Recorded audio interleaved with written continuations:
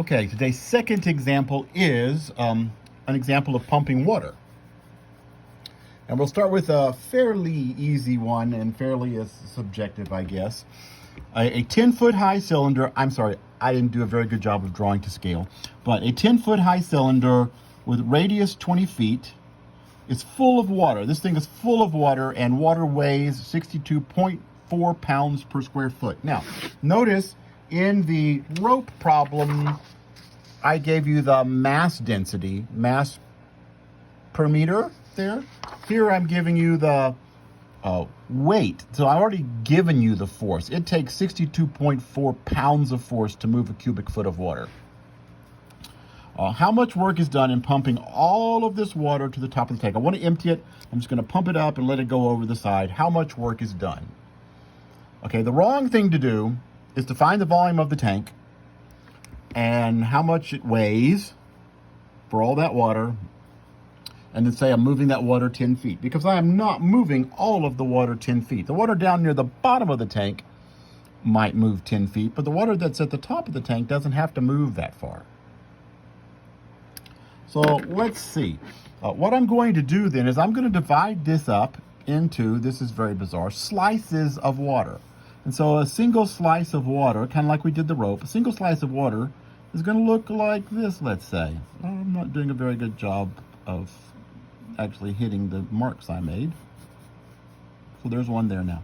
And here. Okay, so I've got this slice of water. So one little tiny slice. And notice that slice of water is a really thin cylinder. We've been there before. We've seen little thin cylinders before. We know how to find the volume of a really thin cylinder. So of a slice,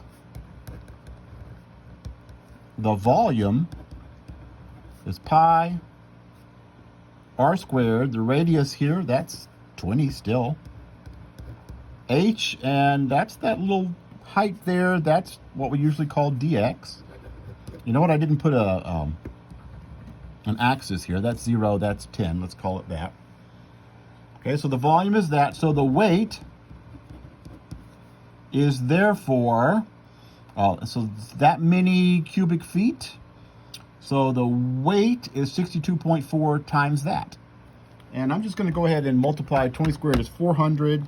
400 times 62.4 is, let me write that, 62.4 times pi times 20 squared dx, which is 24,960 pi dx.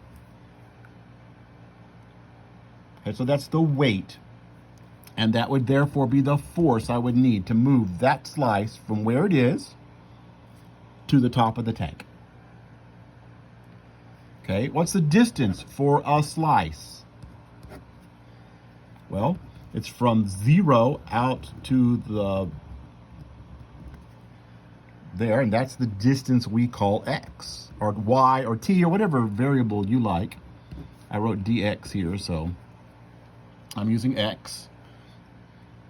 And so the work for a slice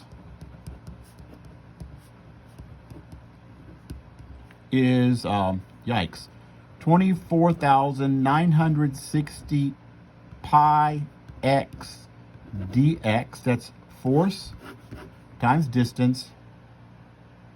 That's a single slice. Now, of course, the total work is going to be what I would get when I add up all the slices and take the limit as the slices get smaller and smaller and smaller, and I get more and more and more of them. And so it would be an integral of 24,960 pi x dx, and x ranges from 0 to 10. That's where all the water in that tank is. And so that would be the work done to empty that tank. If you get a company to come in and pump the water for you, they're typically going to charge, or they might charge by the number of foot-pounds of work their machines have to do. And so they would need to calculate the number of foot-pounds. The next video will take a couple of variations on this.